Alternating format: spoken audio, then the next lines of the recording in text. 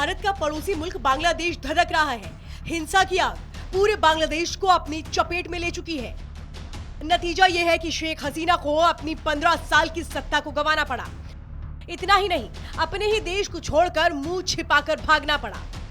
बांग्लादेश में बवाल चरम पर है। हिंदू मंदिरों पर हमले हो रहे हैं।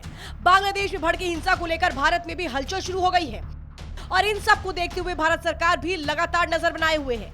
अगर पड़ोसी देश में हालात और खराब होते हैं तो भारत पर भी इसका असर पड़ सकता है, क्योंकि दोनों देशों के बीच काफी बड़ा कारोबार होता है। आइए इस वीडियो में जानने की कोशिश करते हैं बांग्लादेश में बदल रहे हालातों का भारत पर क्या असर हो सकता है। बिगड़े हालात के बीच बांग्लादेश में कारोबार ठप पड़ा है। लाखों लोगों के सामने रोजी रोटी का खतरा मंडराने लगा है। भारत और बांग्लादेश के बीच एक्सपोर्ट इंपोर्ट बुरी तरह से प्रभावित हुआ है।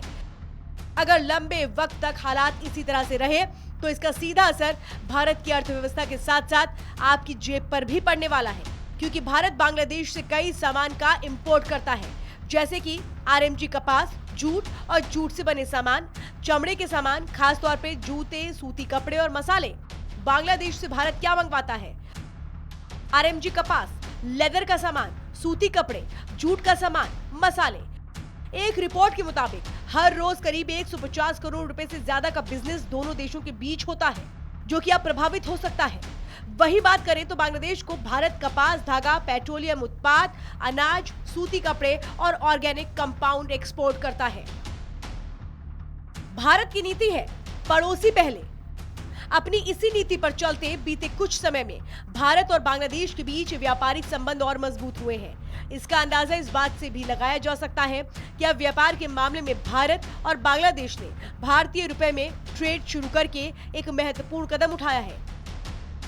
देश में मोदी 3.0 के गठन के बाद भारत आने पर बांग्लादेश की पूर्व प्रधानमंत्री शेख हसीना ने बीते 22 जून को प्रधानमंत्री मोदी से मुलाकात की थी। इस दौरान कई समझौतों पर मोहर लगी थी। इसमें दोनों देशों के बीच भारतीय रुपए में कारोबार भी शामिल था। पब्लिक मीडिया के डिजिटल प्लेटफॉर्म से जुड़े रहिए और अपने सुझाव देते रहिए।